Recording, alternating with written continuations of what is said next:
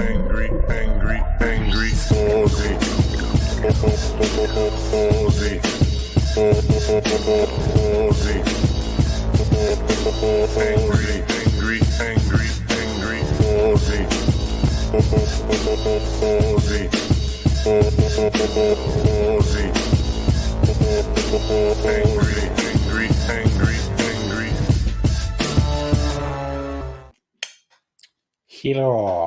Here I am on a Tuesday night. Wait, I don't like where that camera is. I mean, so I actually feel a bit better with that. Good-o! Got myself ready on a Tuesday. Stirring a cocktail. I think I'm going to make a tasting video tonight. Cheers, y'all.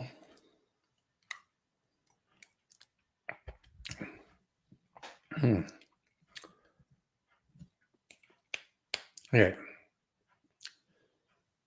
This is my... There's really no one watching at the moment. But just for filling in airspace, this is a clarified cocktail made with vinegar, and I like it, but I think it needs more sweetness in it. Hi, Heidi.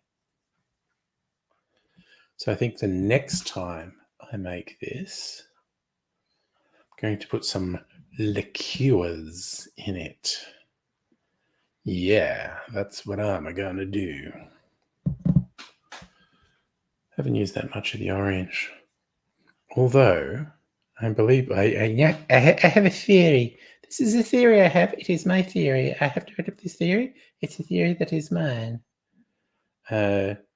Is that even taking a couple of strips of peel off an orange, I don't know, makes the peel less lustrous, like less of the wonderful orange oils come out of it.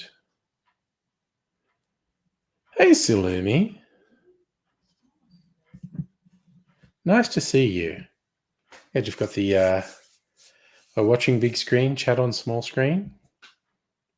That's thinking and planning right there. So, cheers to you.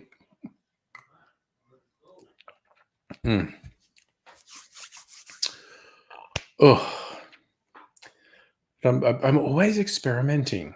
Kind of obsessed, like, you know, recently doing these clarified cocktails with vinegar as a new experiment. I was doing an ice experiment with making clear ice in funky molds, and it's basically worked, which is nice. I'm always experimenting with the barrels. I'm looking to do another system upgrade. Create a bootable USB. And outside my area of expertise. So, Lumi, you're a simple himbo, but you're a cute himbo, and we love you. So, you'll always, you know, you have a special place in our hearts. But yes, the tech stuff, I know what he means. I have no idea what the solution is. Not even completely sure why you want a bootable USB, but I'm sure you have reasons and you know what you're doing. Ha ha! Salumi out there getting gender drunk. I like it. But again, why? As much as, look, I am very little variance in being cishet white guy, but I certainly have no problem with any level of experimentation with gender or identity on any level. So it's all good. As far, well, things that don't hurt other people are all good. No, we'll keep that happening. So you're keeping it non-technical. Bootable drive, yes. Yeah. Oh, and Slimmy, in case you don't know what a bootable drive is, that means normally when you start your computer, it is started up it boots by reading the operating system on the hard drive in the system. There are a number of reasons that you may want to have a USB that has the booting stuff on it. So as we're saying, it's a bootable USB. So you're actually starting the PC from the version of the operating system that's on the USB, not the version that's on the hard drive. Or possibly the computer does not have an operating system on the hard drive, so you need to boot from the USB. There are a number of reasons to want or need to do this. A lot of them in the diagnostic world. Oh yeah, drinks in the fine town of Melbourne. Whenever the opportunity arises, absolutely a thing to do.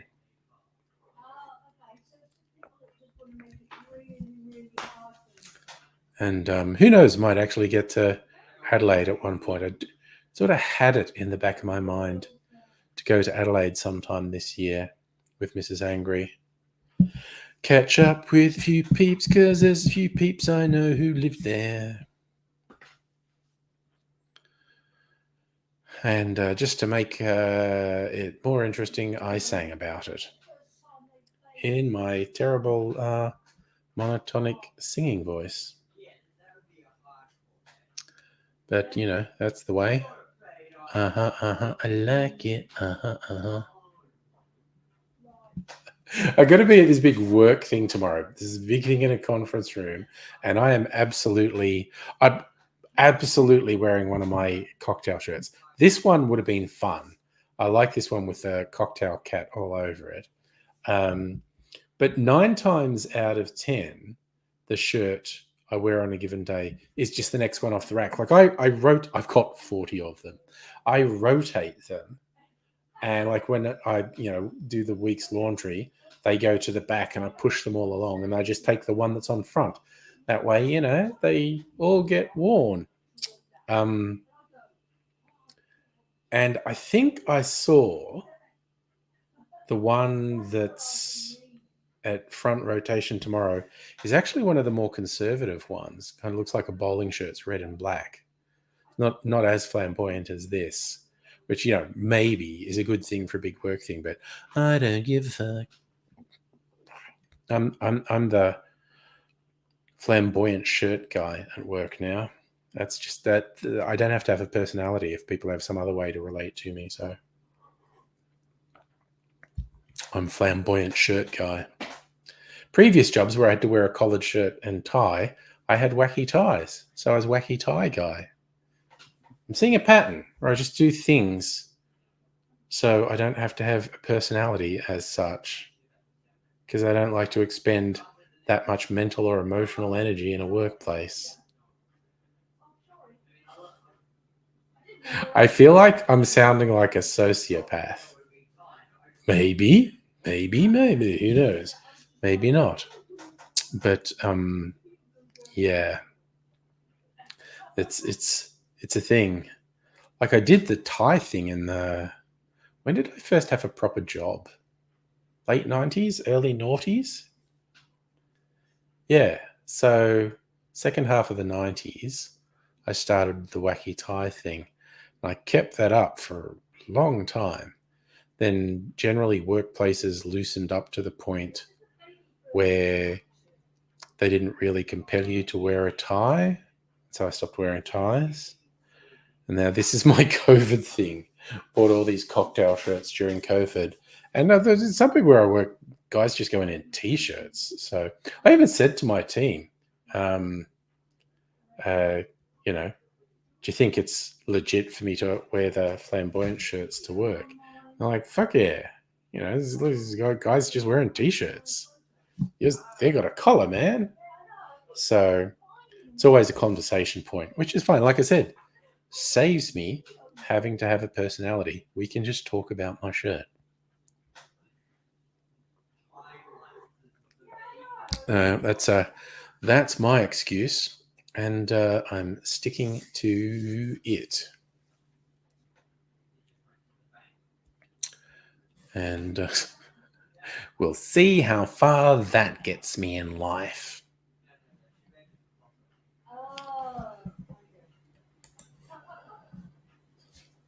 Sorry, just like I almost feel like the Terminator sometimes, where possible conversational lines or responses click by one, and it's like, no, don't say that one, don't say that one, don't say that one. Fuck you, asshole.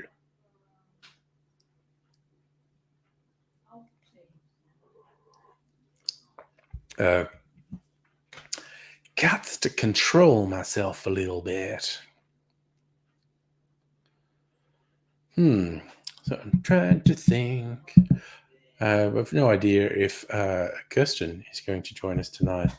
I was going to save tasting the new Archie Rose smoked rye whiskey till she's here. But then again, I can always give tasting notes later.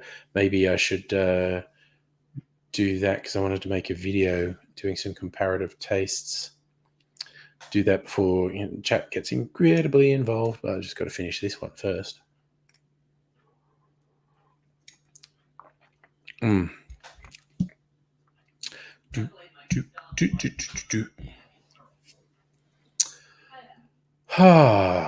Stuff and nonsense, honestly.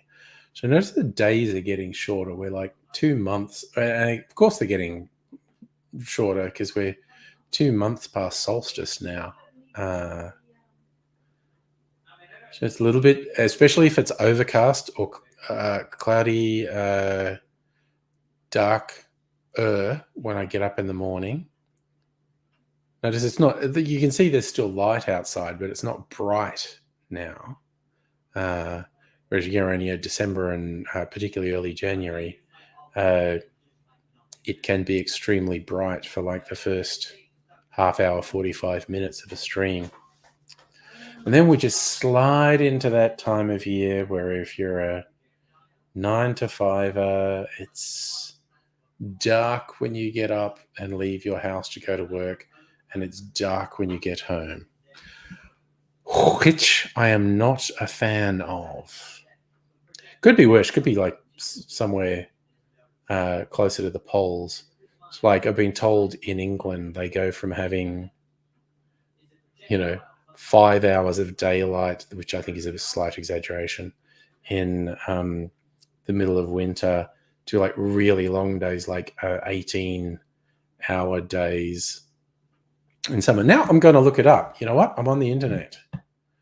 I'm going to look that up because I want to know. Inquiring minds want to know. Business analyst opportunities. No. I don't want that. What was my recent dance? Do I want to review Teeling single malt? No, it actually didn't do that much for me, honestly. But anyway, what is the shortest day in London? 3:27 a.m. Friday 20th.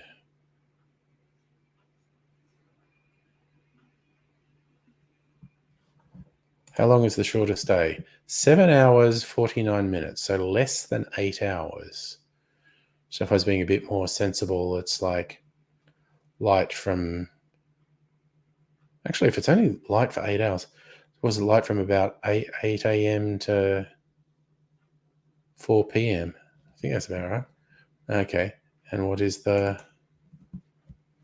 longest day in London?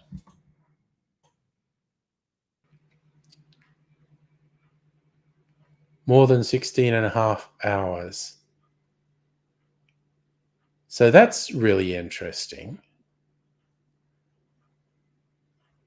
The shortest night is very close to the same length as the shortest day. About 8 hours each. But yeah, the longest day is twice as long as the shortest day. Jesus, that's a huge difference. Oh well, now I feel better for having looked that up. Okay. All right. I've already planned this. I'm going to do the tasting video from here. And I'm just going to put the laptop over there, and then I'm going to set the tasting stuff up here.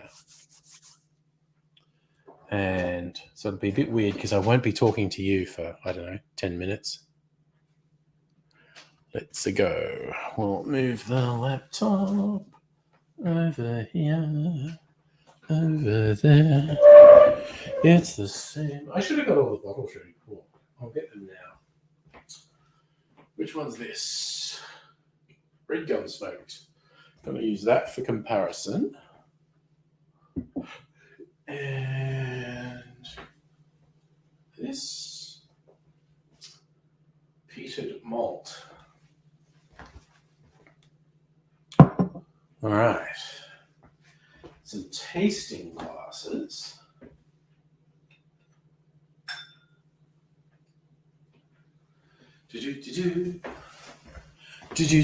Got tasting glasses. This big old box. And they're so nice, and I always feel, well, I feel more than a touch guilty throwing them out. But reliably informed, completely recyclable, and possibly made from recycled materials too. So, right. And was I had a Lagavulin here somewhere.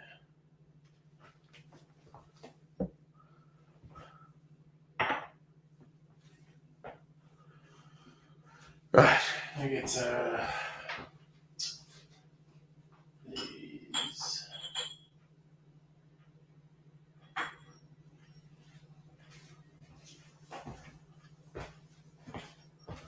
Right. Now, hey Rays, what's up, man? Just setting up to do a little bit of a video. Putting a camera around here. Bring it down. I'll only be off camera for a minute as I set this up.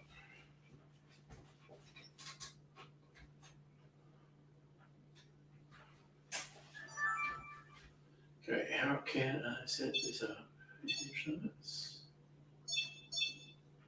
All right.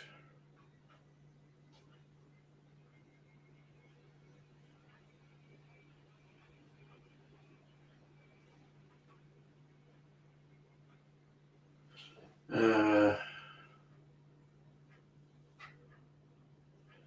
right.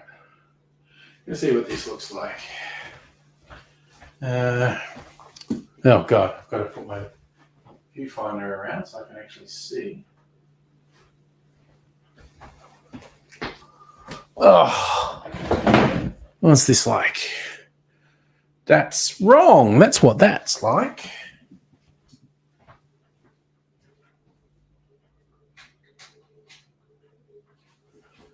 What's that like? So I need a producer to set this stuff up for me. Oh, nice. Ray's going to the States for 3 weeks. Cool. Enjoy, man. Actually, that's about right. That is about right. That there.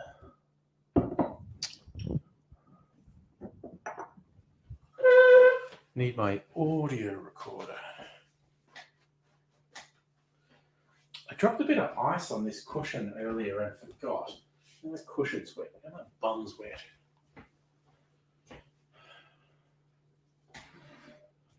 Right.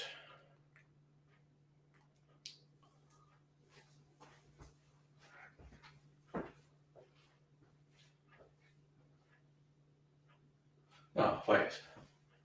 I want a bit more light. So I shall take this light. We'll bring it around here.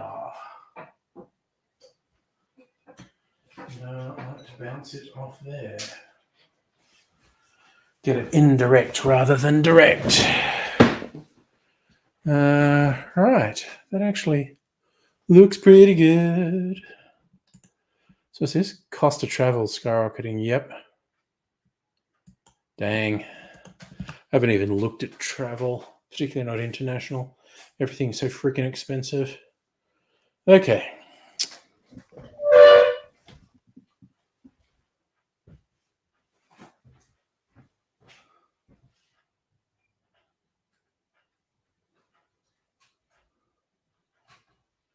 Gosh darn it.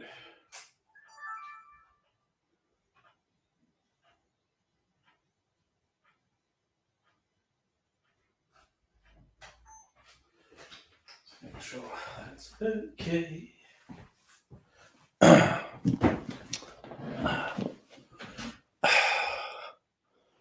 All right, now we want to record on this as well. G'day, cocktail lovers. I got a new whiskey this week, and it sounds pretty special. It is this one. It's from the Archie Rose Distillery in Sydney. It is Smoked Heritage Rye Malt Whiskey.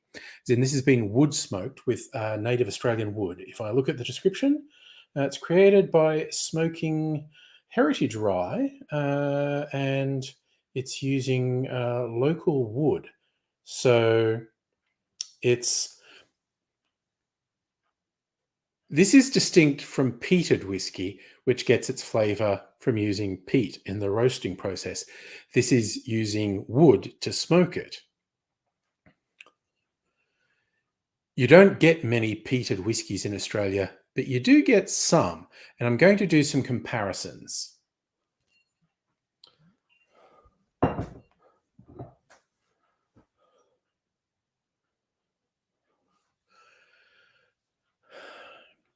This is another wood smoked whiskey from Archie Rose, came out last year. It's smoked with red gum. This is a single malt whiskey.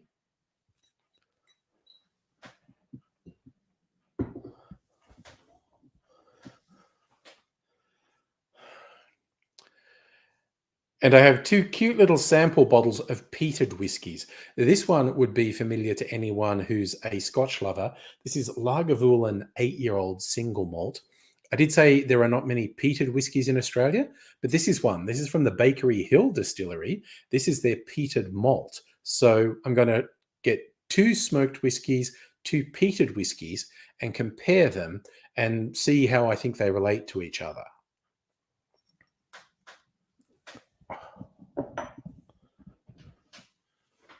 Ugh, should have taken this plastic seal off earlier. Gosh darn it. Probably do this quicker if I had a knife, really. All right, I'm sorry, I'm going to go around the corner and get a knife.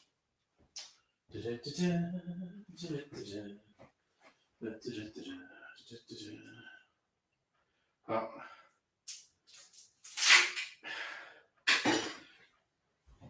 Better light over there. I actually saw where the dotted line was. It's a bit dimmer over here. Couldn't see the dotted line.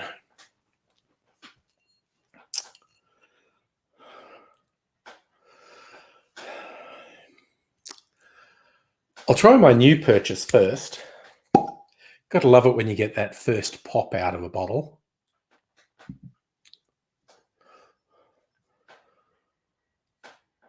Plus the glug, glug, glug from the new bottle.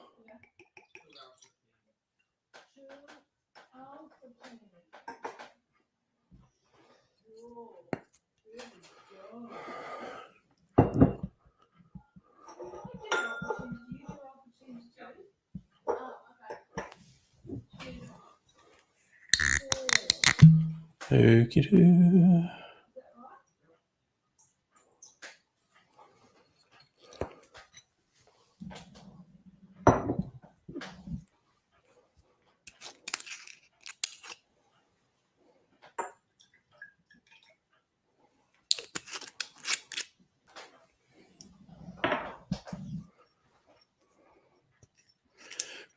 Sorry, I'm just doing putting little samples in the bottles. Glasses, I should say. And now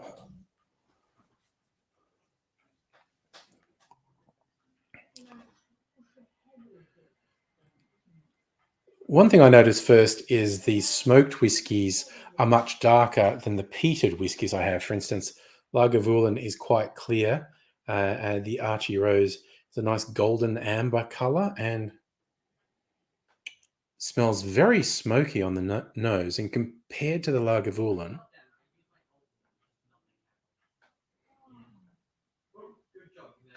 sorry, they're talking really loud in the next room. It's really coming out. Okay. I'll try the again. I'm interested in the difference on the nose too. Is very smoky, very much smells like wood smoke.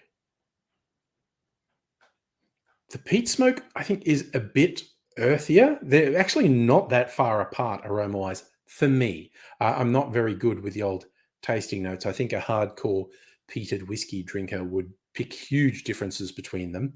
I think the difference is comparatively subtle, but it is there. But taste, this is what I'm really interested in.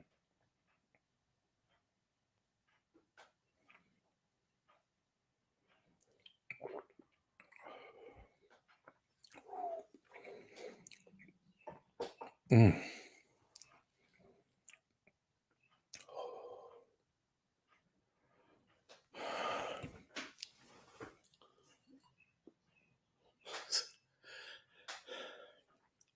Double checking, it's 49% ABV, so 118 proof. No, that's not right. Double checking the strength, it's 49% ABV, so that's 98 proof.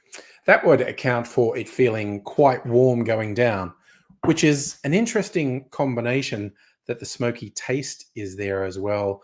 And there's more figurative heat in there as well. It's got some really nice sort of almost apple flavors, but it's like toffee apple. That's what I'm thinking of. It's like a slightly burnt toffee apple. You know, it's a particular taste if you like toffee that's slightly burnt, you get a bit more flavor. That's the vibe I'm getting here. It's like toffee apple.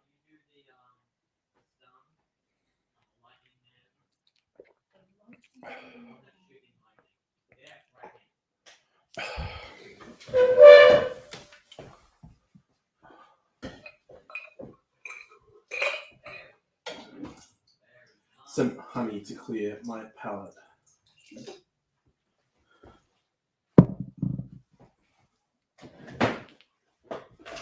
All right, cleaning my palate.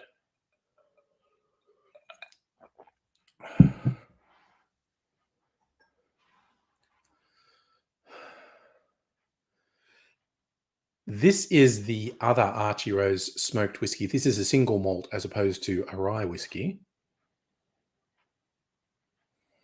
Again, very similar smoky nose. Because I'm not as into smoked and peated whiskies. I think I find it harder to pick differences in the notes in them. I just get, well, yeah, smoke. Like in a really pleasant way, like reminds me of a barbecue in a good way.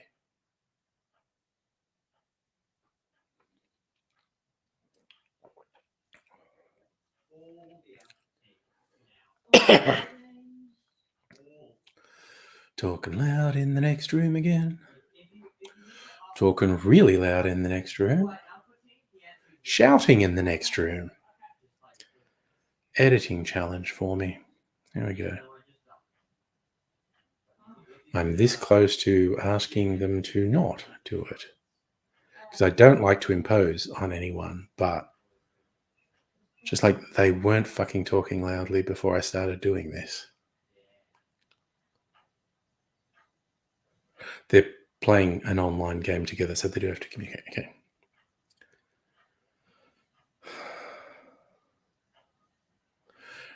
This is a lighter whiskey to me.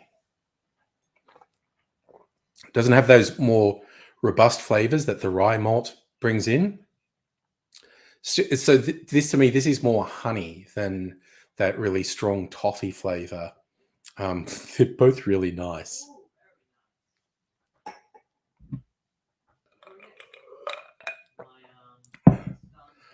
I am really going to have to ask them to just not talk for a couple minutes.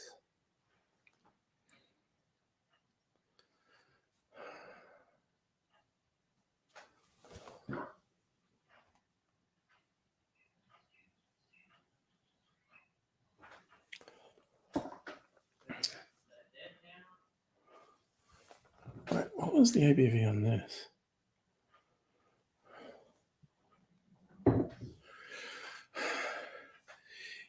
Interestingly, that red gum single malt is higher alcohol content, 53% as opposed to 49%. But the fact that it is not rye still tasted a bit lighter to me. Now, the Lagavulin is similar to the first one, 48%. But in terms of taste,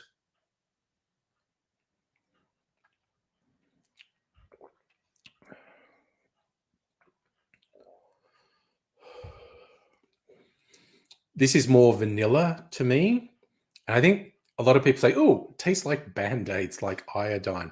That is a thing with some scotches, and I am getting a bit of that there. Is not my favorite.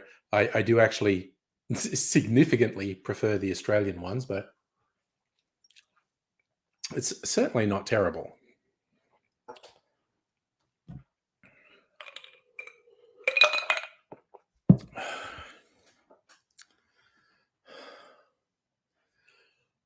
Last comparison, the Australian peated malt from Bakery Hill. I give that. That is the peat on this is lighter on the nose than the Lagavulin, but Jesus fuck, they're making so much noise. Making so much fucking noise. Shouting again now. This is going to take me fucking forever to edit this. Seriously. Okay, I really only want to do like another minute of talking. Oh, for fuck's sake, fucking shouting again. Jesus H. Titty fucking Christ. Okay. Patience, be zen, be centered.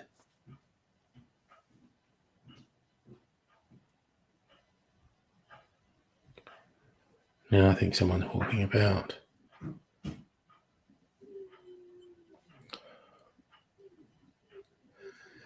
In terms of taste for the Bakery Hill,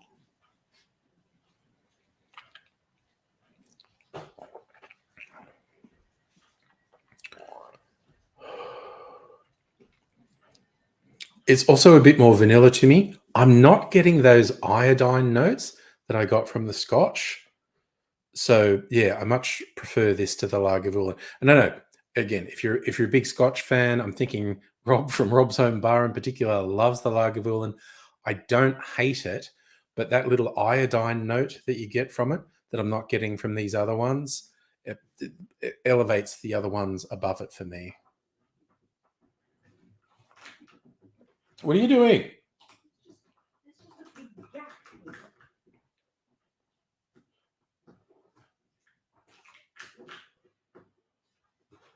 I'm in the middle of recording something.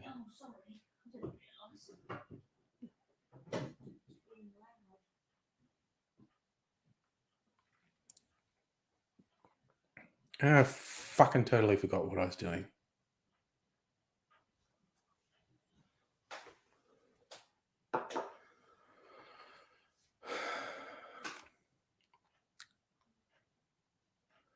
Well, that's my fun little exploration.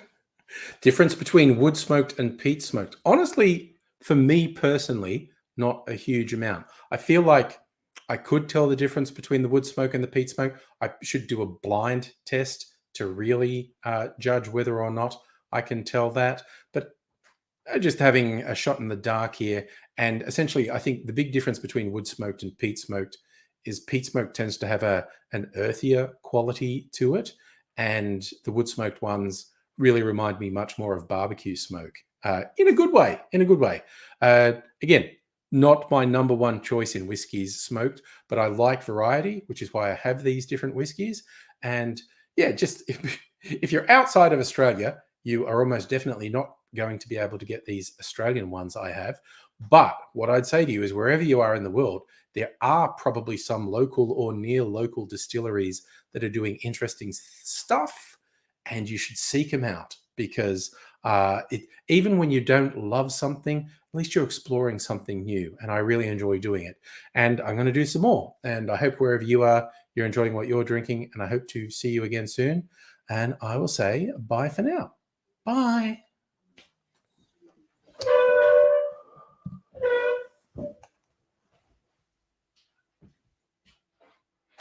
Right, I'm just going to turn some things off.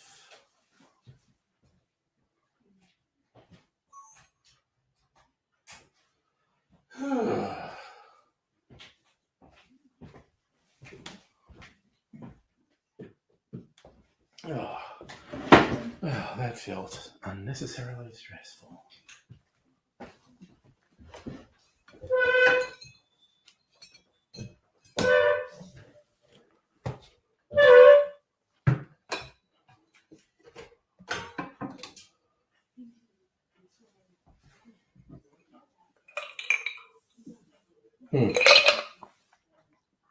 A bit more water to cleanse my palate.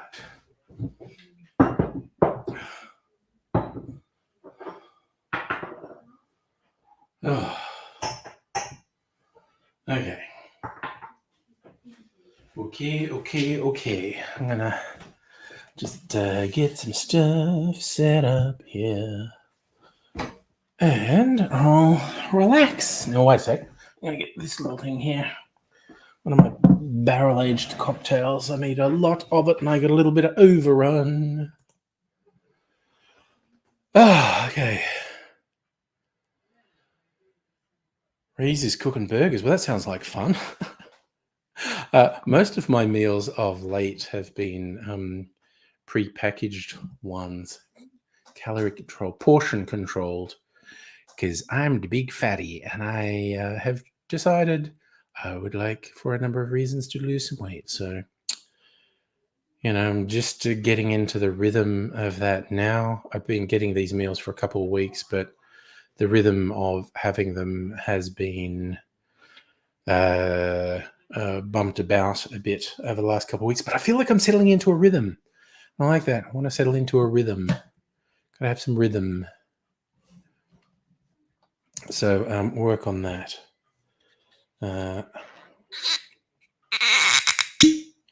Squeaky pop, a little bit of ASMR there. Oh, God damn it. So it's like there were some little craters in my eyes that have been formed for whatever reason. And I was thinking, why is that? And I poured the drink directly into the little crater and physics took over and it splashed back at me, which I was not expecting. But someone who spends more time thinking about physics than I do would have gone, of course, that's what happens. It's kind of like thinking where you put a spoon under the tap in the sink and you try to put the tap on gently, but it just blasts out and then everything blasts back. It's not like that. It's exactly the same physics in action. So I just did that to myself. Oh yeah, I should move that rather than leave that in the middle of the kitchen. It is. It's right in the middle of the kitchen. It's a foolish place to leave that. I'm not shooting there anymore, so they can go over here. Okie dokie. Sitting down again. Stirring a drink. Yeah. Weird. Well, Ice Cube is looking like the surface of the moon now. It's got a couple little craters in it. No idea what that's about.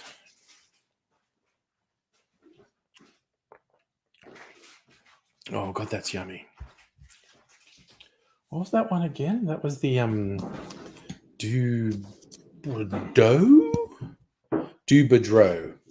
Dubadro cocktail. It's whiskey, Dubonnet, Fernet Branca, and elderflower. It's really nice. It's essentially a Manhattan riff. It's really nice though. It's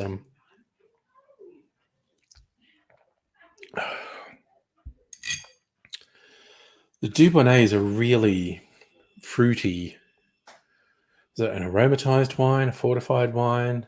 I could look up the definition. Dubonnet.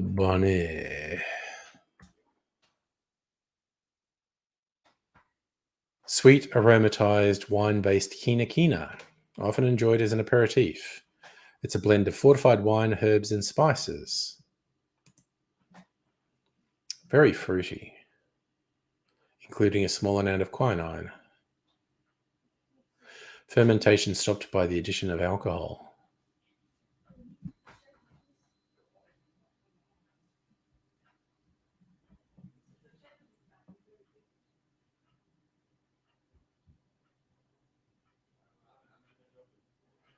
All right. So very fruity, red wine based dronk. And yeah, so the other thing, Fernet Branca is a really strongly flavored herbal. The drink is liqueur. Do the same thing. Look up the definition, Fernet Branca. Branca. It's an Amaro. Okay.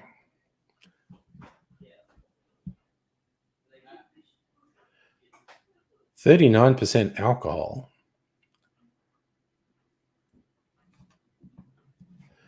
What does the Fernet Branca taste like? It's at once bitter, sweet, herbaceous, and spicy. It's an unappealing dark brown color with a hint of green when held up to the light. The aroma is an aggressive melange.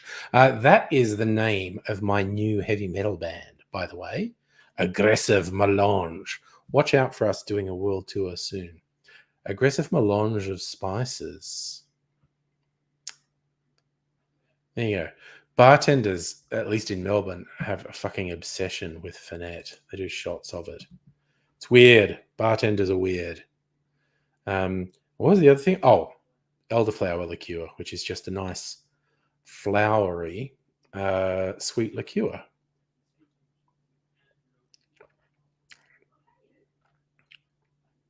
This is really good.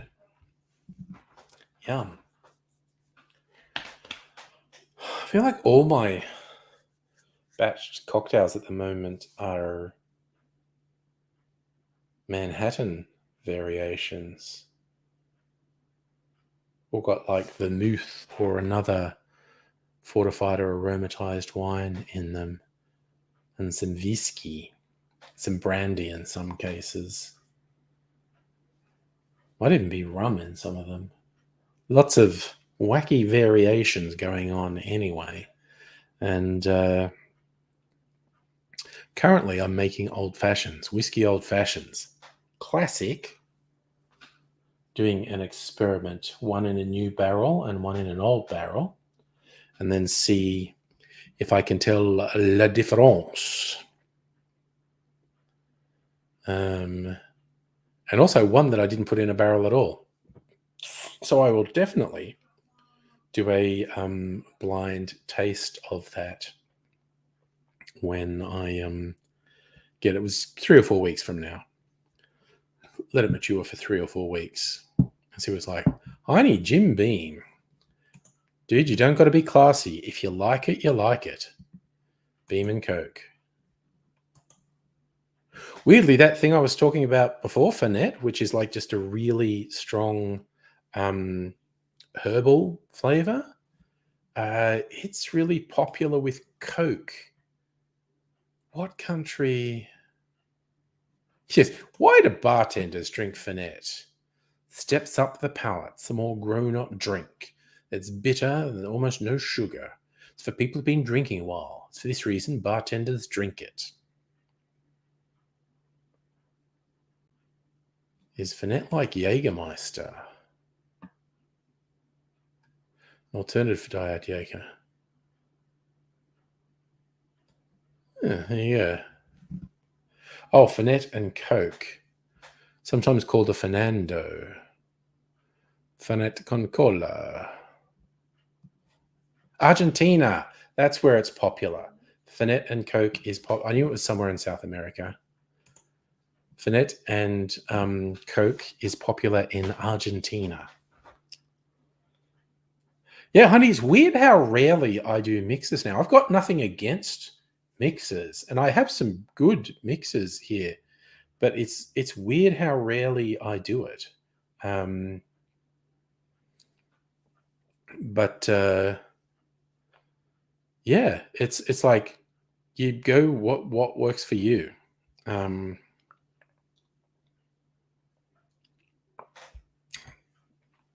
Because it is a trap you can fall into, sort of being pressured by people like, no, this is the right thing to do. Like, this is the right book to read. This is the right movie to watch. This is the right music to listen to. This is the right food to eat. This is the right beverage to drink.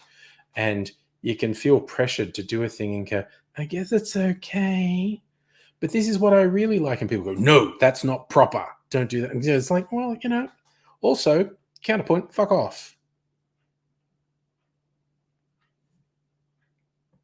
Oh yeah, Heine, my barrel-aged cocktails. I'm really look at this. This is like a 750 ml bottle. Used to have tequila in it. That's all cocktail now, and I've got three others. This is the one I've just made, which is why it's a full bottle. Less of the other ones. Oh.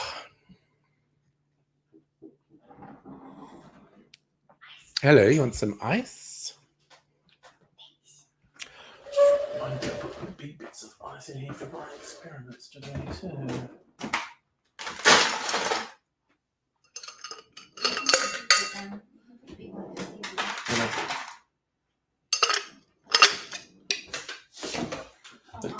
Yeah, you pour on it and it'll come off.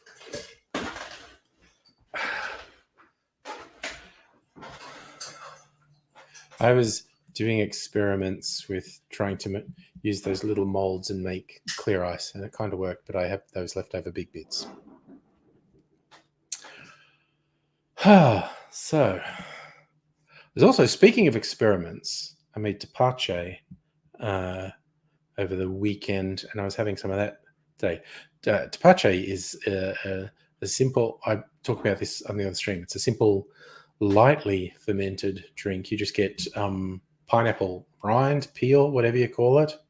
Then you get a bowl and brown sugar and dissolved in water, and then put the pineapple rind and the core of the pineapple in there, and like I put a cinnamon stick in as well, and you leave it for between 2 and 5 days. I left it for 5 days because it didn't start to ferment properly till the 4th day. But there's like natural yeasts in the pineapple rind that react with the sugar, and so you see sort of bubbles in it, and it's very lightly effervescent, and I think it's actually really lightly alcoholic too, like 1 or 2%. Doesn't really qualify as an alcoholic beverage, but it tastes really nice. But there's so much sugar in it, like it's so sugary. So I've been like diluting it 50% with soda, and it's quite nice diluted that way. Still a lot of sugar, even diluting it like that. I would not drink a lot of it because it's so much fucking sugar. But it's just I was in the supermarket and there was cheap pineapples. So I made tepache and pineapple juice and pineapple syrup. And pineapple syrup for cocktails, pineapple juice, I mean for cocktails too, if I'm being completely honest. And there's probably tepache cocktails I could do as well. Let me have a look. Let's see if I can find a cocktail that has tepache in it. Tonic water, no.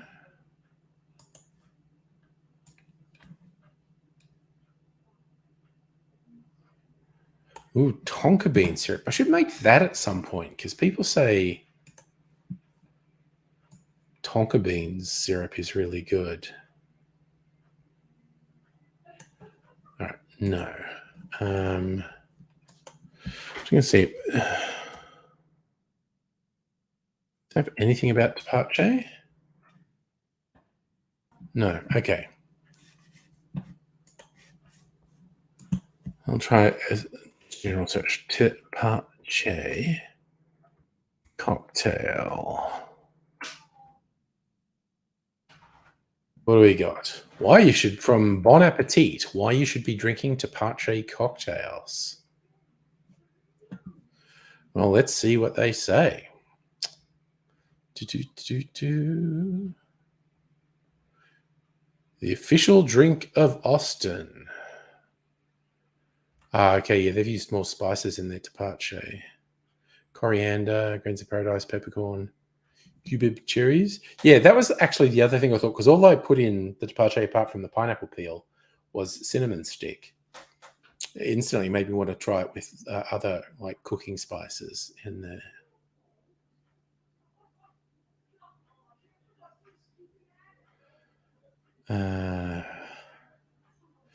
This guy likes serving Tapache with beer. I don't really. Okay, so what's the recipe for this? ODA. Official drink of. Oh, get royally fucked. Someone trying to force me to subscribe. You know what that means? 12-foot ladders coming out. Fuck you. Fuck you. Fucking dictate how I use the internet, motherfucker. See if it works.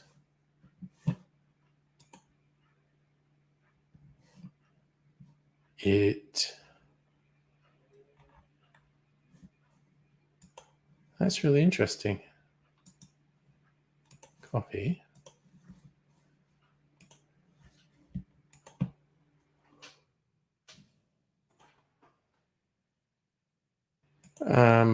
Okay, so I think we are officially saying get your guts fucked, bon appetit. Dictating to me how I fucking eater.com.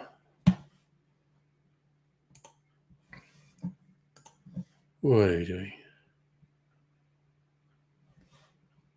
Oh, honey, you've done your boot media. Nice. Okay. Fuck off with your fucking pop-ups. The Austin. Okay, Tapache and beer.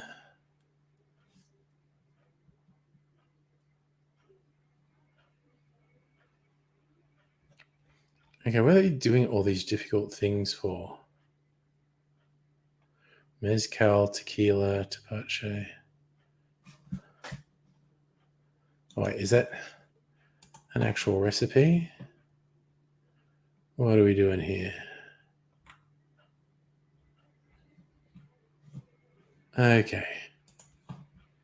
It's like a whole bunch of people that want me to fucking kill them. Apparently. Cocktails away. Are these fuckers going to have actual recipes? Tapache. Prickly pear Tapache margarita. Tequila. Lime juice, agave, and Tapache. I'm not sure why you'd put the agave in if you're already putting the Tapache in. I feel like that would be too sweet. Mango Tapache daiquiri. 2 ounces of Tapache. Jesus Christ. These people like sweet drinks. Tapache Mexican highball. So mezcal, Tapache. Oh, so, okay, now we're getting somewhere. Fuck yeah. Put some mezcal with some Tapache and then top it with soda. Tapache Old Fashioned. Whiskey, Tapache, bitters, and simple. Again, this adding sugar syrup when you're putting Tapache in seems like insanity to me, because Tapache is just so sweet to start with. Veranda Way, gin, Tapache, Aperol, lime juice, simple syrup.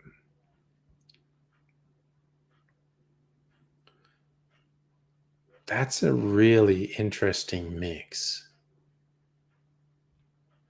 Shake for 20 or 30 seconds. You never shake for 20 or 30 seconds. Fuck's sake. Shake for 10 or 15 seconds. Okay, those are a few that I'd actually try. But I am a tad weirded out by these people who are adding sugar syrup to something with tepache, which is already mostly sugar.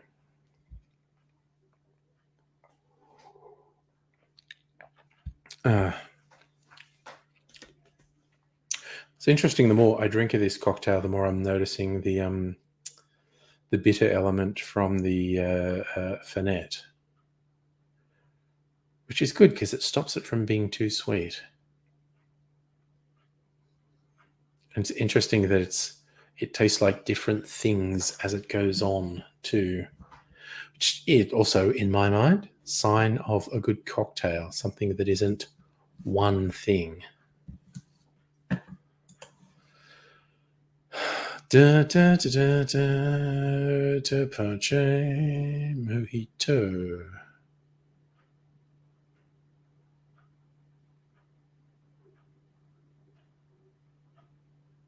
Here we go. Cocktail recipes that include tepache. Just de la Calle.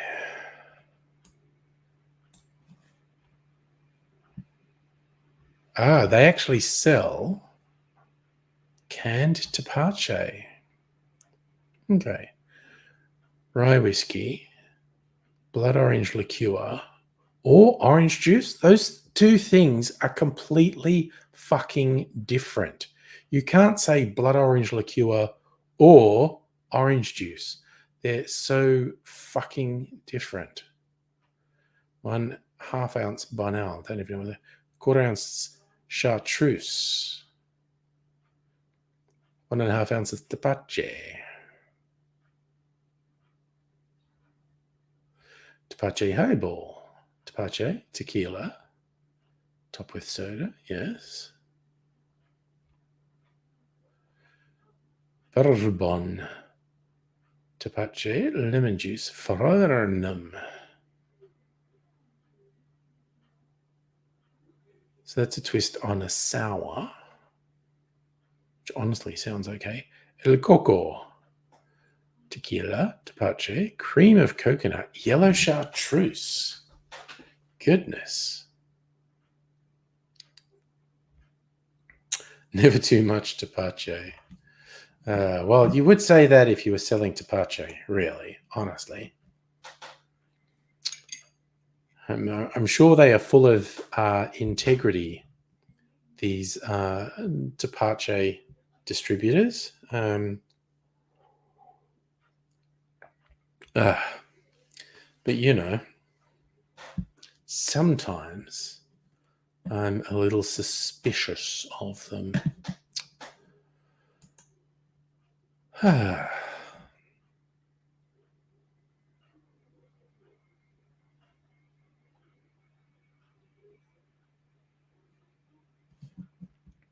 Okay, I feel like this is a bad article.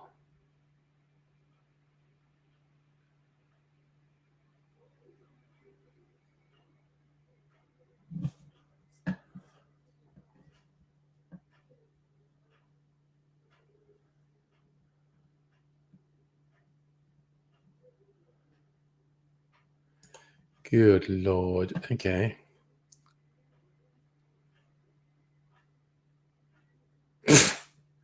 Jesus Christ.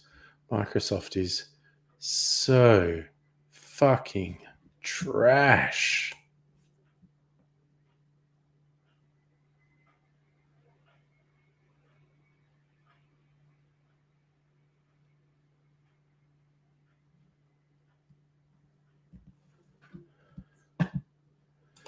Ugh, Microsoft, you fucking suck so much. Ugh. Sorry, all I did was open a new tab in this fucking web browser, and there's all this trash news they're pushing on me. Heine, talking about shot glass. Yeah, a shot is 30 mils. So your shot glass is 63 mils. That's a double shot. So Jim Beam, that's 2 standard drinks, like 30, just really roughly, because yeah, was it? Yeah, your Jim Beam 40% alcohol, 30 mils is about 1 standard drink. So a shot glass, which is a double, that's like 2 standard drinks. Hellion, hello, Kirsten. How you doing?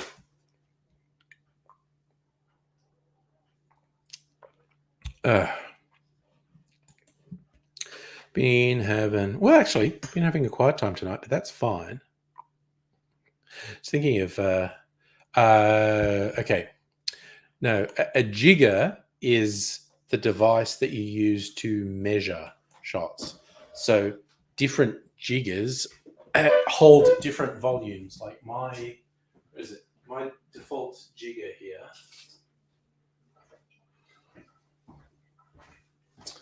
My default jigger holds 3 shots or 90 mils. Each one of you probably see the grooves on there.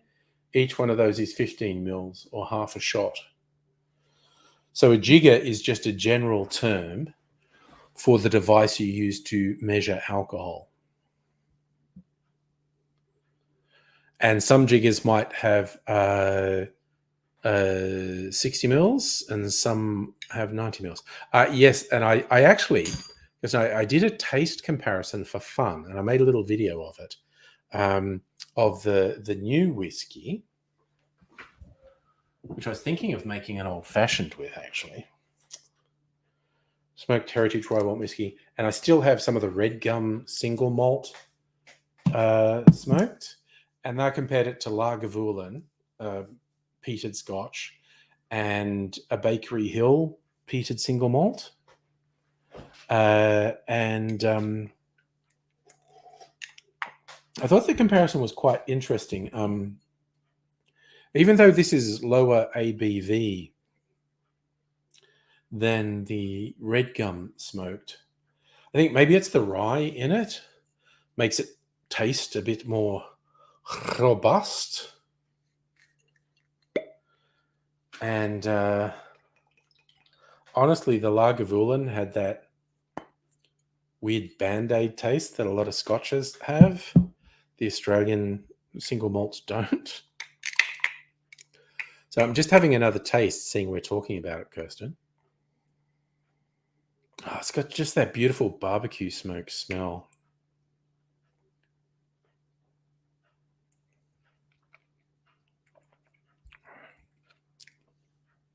Oh, it's giving me a vibe of like toffee apple, where the toffee's slightly burnt, because the smokiness, it's not just on the nose, it definitely comes through on the taste. But there's a sweet, fruity element as well. And just the image that popped into my head is a toffee apple with like a quite dark toffee that's maybe been burnt a little.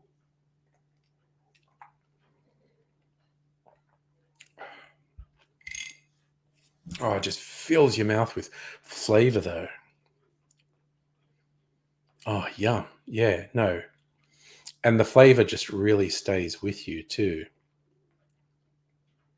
And just really lingering light sweetness and the smokiness. Quite yum. Speaking of smoky, although I'm sure you didn't barbecue, or maybe you did barbecue them, Rose. I don't know. You got your burgers in.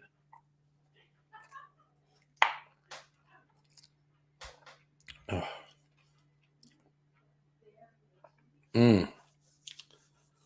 Oh God, I'm so bad with the tasting notes. There's something there. Bit vanilla, I suppose. But I love that taste just stays with you. It's not just like you have a sip and it's gone. It's like, the palate's just going, oh man, I've got that little bit of smokiness, that little bit of sweetness. Quite vanilla. I mean, what do they say?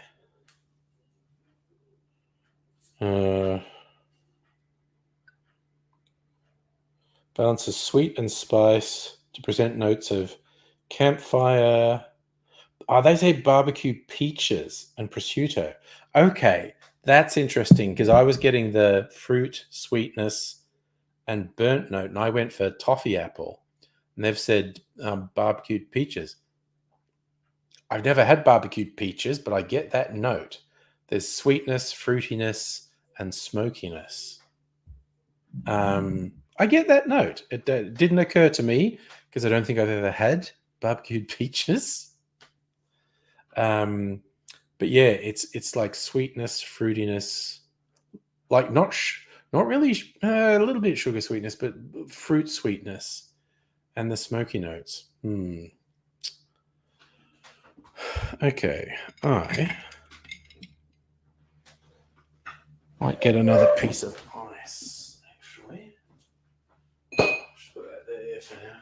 I do want to make an old fashioned with it. Actually.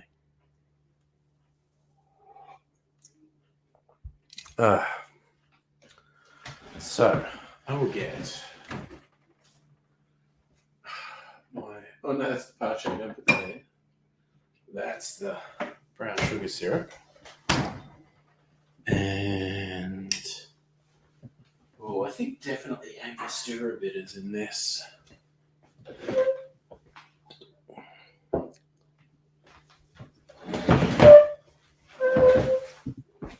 Oh, and I meant to get some ice too. Let me get that.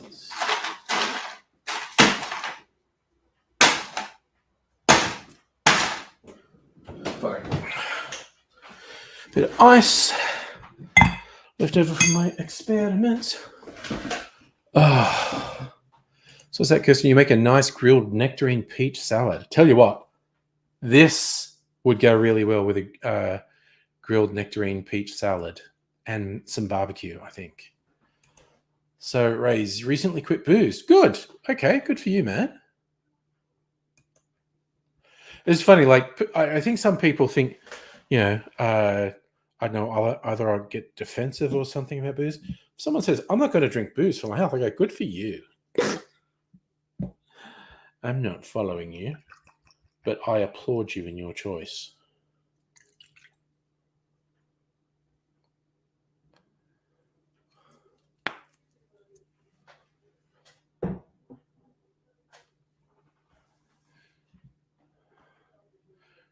So you made your own barbecue burgers, mince, salt, all seasons, rolled into balls, put in fridge, flattened on the grill with toasted rolls. Nice.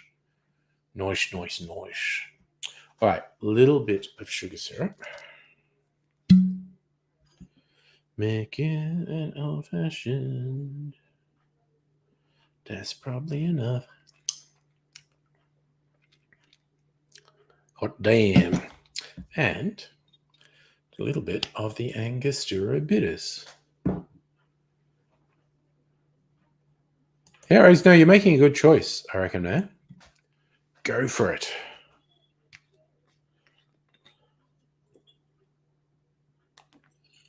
I tell you what, you might think, I don't know, some people might think, drinking less than I did the first year of COVID. I tell you what, I think it was the second half of the first year of COVID. I went, I'm drinking too much. And I'm not joking. I think I reduced, apart from the occasional Friday night binge, I think I reduced the amount I was drinking by about half. Anyway, on to make an old-fashioned with this new whiskey. All right.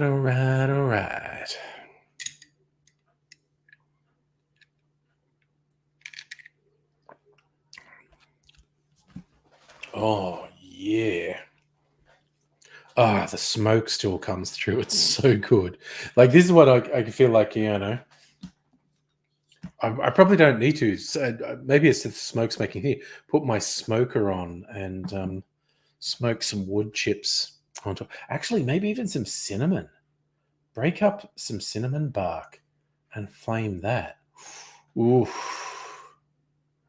Yeah. Okay. Another night. I'm not doing it tonight. Not doing it tonight. But another night, mayhap. Are you getting much more hot weather than us, Kirsten? It's getting hot again tomorrow for 3 or 4 days.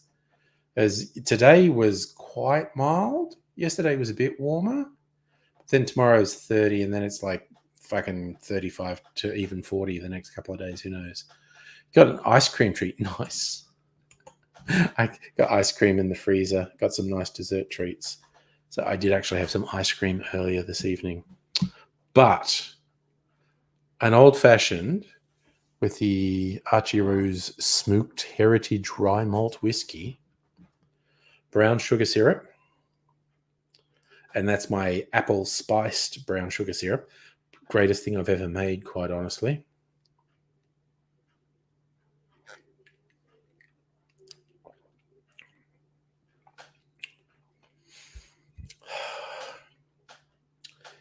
Yum. Oh, man. And again, the smoke just settles in a really nice way. It's not overpowering, but it just so it's something different. This is why I get stuff like this. When I was making the video, I go like, smoked and peated stuff is not my number one go-to with whiskey, but I like to have some variety in there. So, variety. Shit. Okay, so you've had 32 for more than a week. We got a break. We had a couple of 30, 35. We had 40 on Friday or Saturday, but then it cooled down. Today was probably under 25. We're getting more 30s, and you got 5 more days of that. Yeah, I think Western Australia and South Australia got us smashing. Raise a mate drink a sip of water for every sip of bourbon. Well, I can see the thing about processing it easier, but also just in terms of taste, some whiskey drinkers really appreciate. This is not universal, but it's pretty common. Some whiskey drinkers appreciate water's ability to open up flavors. That's why I tasted that whiskey just straight earlier. But again, to get it slightly different, I put it on the block of ice so it would chill and dilute a bit, and that would give me a different tasting experience. Still quite good. I think if I made an old-fashioned again, I'd probably use orange bitters as opposed to Angostura.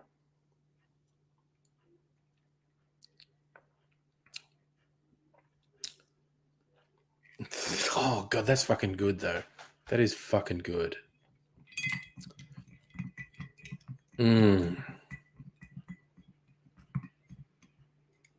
God, that smoky element's so nice.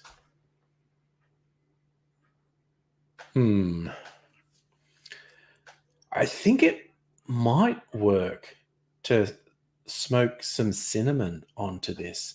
Might do that on Thursday or Friday. Actually, maybe I won't, because it's going to be really hot and I won't be able to open windows. And whenever I set fire to shit in the kitchen to make smoke, Mrs. Angry justly says, "The fuck are you doing?" and wants to get the smoke out.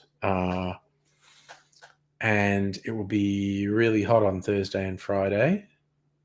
And so I won't want to open windows to let smoke out. I mean, I could like use the vent over the stove.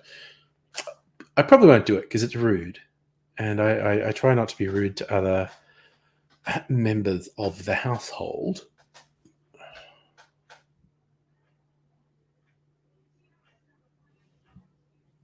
So what do you raise? Smoke some salmon with it. Give it to people, see if they can figure the flavor. What are we talking about there? Because whereas I have definitely had smoked meats that someone else has made, I've not gotten into smoking meats myself. Are you talking about smoking salmon with cinnamon, which would be pretty fucking wild, honestly? I don't think you do it with just cinnamon, but maybe the wood that someone would normally use to smoke salmon and then break up some cinnamon bark on top of that. Oof, that would be weird. Not necessarily weird in a bad way, but it would be quite different. But oh, yeah. Okay. This is what I love about doing an old fashioned on ice, because the ice melts a bit as you drink it. So the drink's a little bit different with each sip. A little bit to a lot different.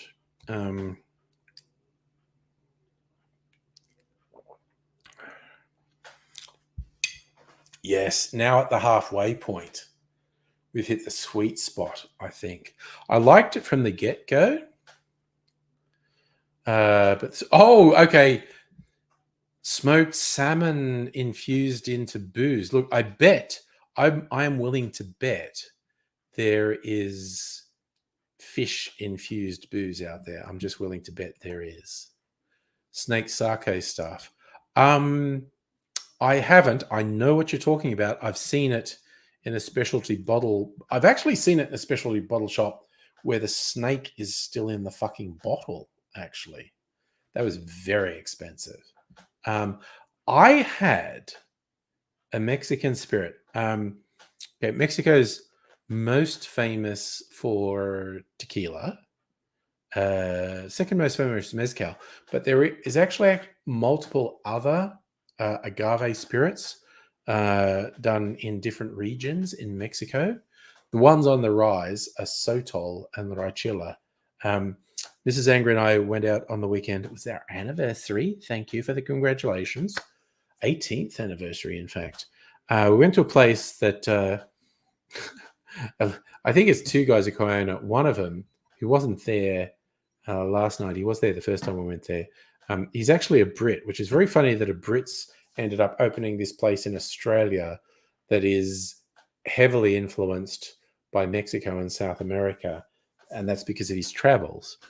And on their menu, they have a shit ton of agave spirits, tequilas, mezcals, Sotol, Rachila. And the first time we went there, we ended up having a conversation with him. We were really getting into cocktails. And so we're basically asking him to make us an off-menu cocktail, which he did. He made 2 off-menu cocktails, and they're both really good. But then he wanted to just have a shot with us as Sotol, which is this different agave spirit. And in fact, the particular Sotol he brought over had distilled snake venom in it. It wasn't purely snake venom, because Sotol is an agave spirit, which is the same base that tequila and mezcal use. Agave is a type of succulent cactus. But yes, this one boasted it had distilled snake venom in it. It was really nice. It was actually really quite nice. Yeah. So, okay, Rays, when you get back, you're going to get some, going to try it. Snakes, I'm sure. Geez, I don't know where you are, man, but I'm sure. I feel sure there would be somewhere in Melbourne that would be serving snake spirit. It just feels like something that would be there. It's not something I've sought out. I just feel like someone's probably serving it. So,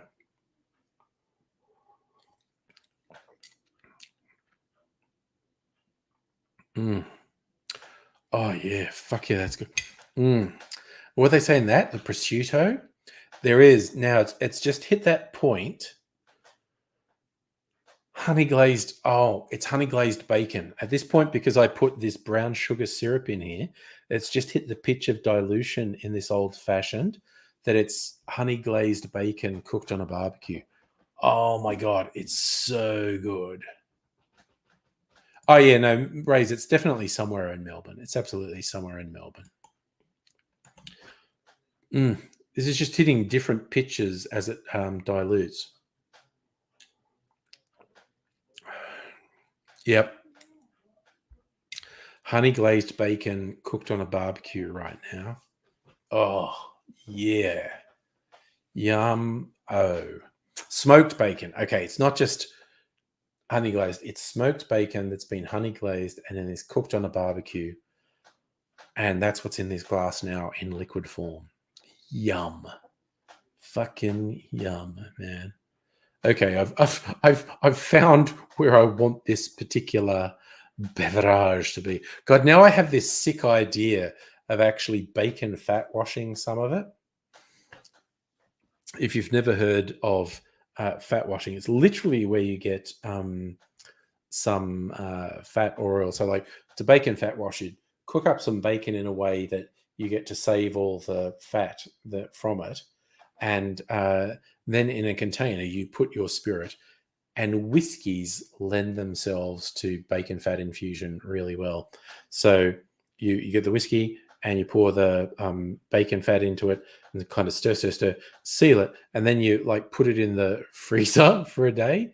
And after that, the bacon fat will have solidified, so you can scoop that off, and then you like strain the drink, and the bacon flavor has infused into the spirit at that point. I've done it once, and it was really yummy. I'm just thinking, this one that's already smoky, infuse it with some bacon fat. God damn. Fish, who's the head blender at Archie, loves the fat wash. Okay, so I'm sure he wouldn't mind if I just took a bit of this aside and bacon fat washed it, because I think that would fucking kick ass. Yeah, he'd love it. Nice. Oh no, Rays, I haven't made them yet, but we've decided I'm definitely doing it, and I'm making the videos. There's going to be 2 videos for AIDSy. One, and I know exactly what they're going to be. One is the Devil's Sazerac, which is a normal Sazerac, but instead of having an absinthe rinse, it's got an absinthe float, and it also has a peated whiskey float on it, because he loved smoky peated whiskies. So it's going to have a float of peated whiskey and a float of absinthe, so it's much stronger than a normal Sazerac. So that will be one AIDSy tribute drink. And the other one is going to be the Code Grey, which is going to be a version of an espresso martini, but he's sweeter and creamier. So it's going to have, I haven't decided if it's going to have cream or a cream liqueur in it, actually. But it's definitely going to have, it's got to be sweeter. So I think it'll probably have some brown creme de cacao in it. And a cream or cream liqueur, and you just really shake it. And so it's this creamy espresso martini, which will be cool. And because it won't be black, because it's got the cream in it, it'll be grey. So it'll be called the Code Grey. And I am definitely doing those. All right, so oh my god, no, this is so fucking yummy. You know, I don't know, maybe just like 100 mils of this. I might take out 100 mils of this and bacon fat wash it, and then make an old fashioned with it. So instead of a Benton's old fashioned, it'll be an Archie's old fashioned. Oh my god, it'll be so fucking yummy. It will be so fucking yummy. Okay, I absolutely have to do that. Man, I have so many experiments on the fucking boil at the moment. Got to do some more. And also, the other thing I've been meaning to do, we've got some coconut oil in there that's solidified. No one ever uses it. So I was thinking of warming it up so it liquefies and putting it with some white rum and making my own coconut white rum, and yeah, as opposed to using something shitty like Malibu. And because I have a few different white rums here, so I might make a coconut white rum. But that's the thing, although it's called fat washing, what you really mean is like oils or fats. So vegetarians or vegans can do, like, I've heard of people doing like olive oil fat washed gin to make martinis with. And that's apparently really good. So it's basically any oil or any fat, like coconut oil, avocado oil, any nut oil, or any animal fat. And yeah, bacon fat leaps immediately to mind. Okay, so that's another one that's going down the line. Bacon fat washed smoked heritage rye malt whiskey. and so then it's a new creation. Instead of being a Benton's Old Fashioned, it's an Archie's Old Fashioned. Oofed. I suppose I could go the whole way because there's an Australian bacon maker that does really high-end bacon. Like it literally costs 4 times more than any other bacon. And I've tried it when it was on special.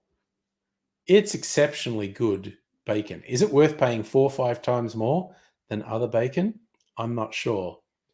But it's very good because it's quite thick. And when you cook bacon, in my experience, when you have bacon that thick, you expect it to be chewy. And I cooked it and it just fucking melted in my mouth. So Ray's, not vegan, you cook scrambled eggs with coconut oil. Fused to scrambled eggs in coconut oil. Motherfucker, I'm doing that. Oh, that sounds so good. So yeah, a patient wolf does an olive oil fat wash gin martini. Yeah, I mean it's just perfect for it. Olive oil fat wash gin and use it in a martini, and and there's a few people I think Four Pillars market an olive oil gin. Oofed. Okay, these are all giving me ideas. I've drunken enough alcohol tonight. I'm not drinking any more alcohol. But I am okay. So I'm going to do the bacon fat wash this new smoked whiskey because I think that will kick ass. Also, this whiskey I was talking about, they've actually already done a partnership with Starward Whiskey where one of their bacons is infused with Starward whiskey. And in fact, they have 3. They have like a standard one, the Starward one, and one that's like, they call it 4 peppers.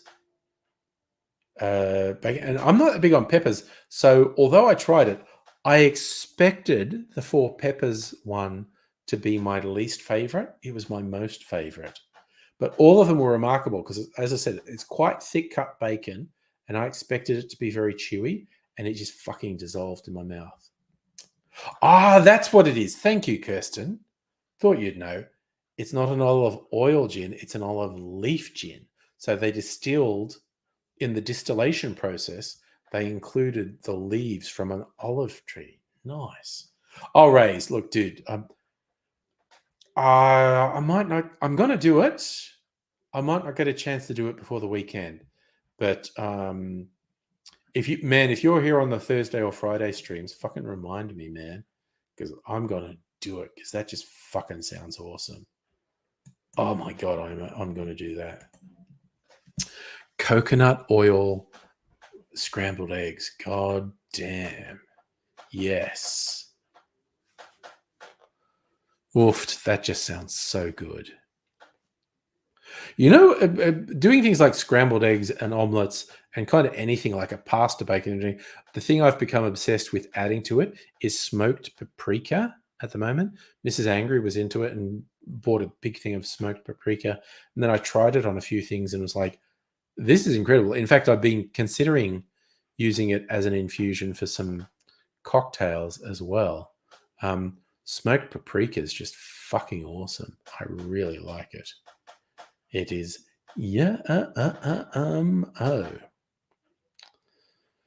Oof. So, where's my water thing? I think I want to drink a little bit of water. Okay, my water glass. There's a bunch of ice in it, which has been melting. And of course, you know what melted ice is? Water. Oh. Boy. Oh. Oof. All right. Got my water drinking on. Actually, you know what I said? I wasn't going to drink any more alcohol. I think I might do just a tiny bit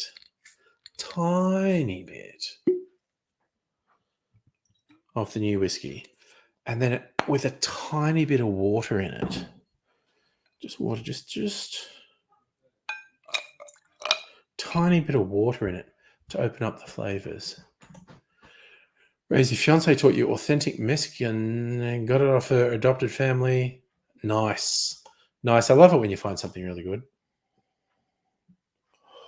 Oh, actually, got that burn. If you really inhale that, that burns the nose hairs a bit.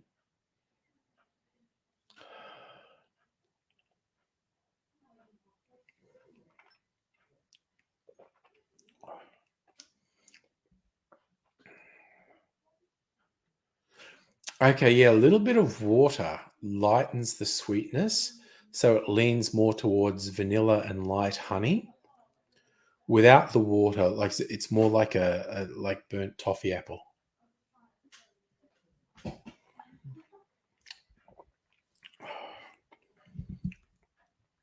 Mm. Man, but that smoke is intense.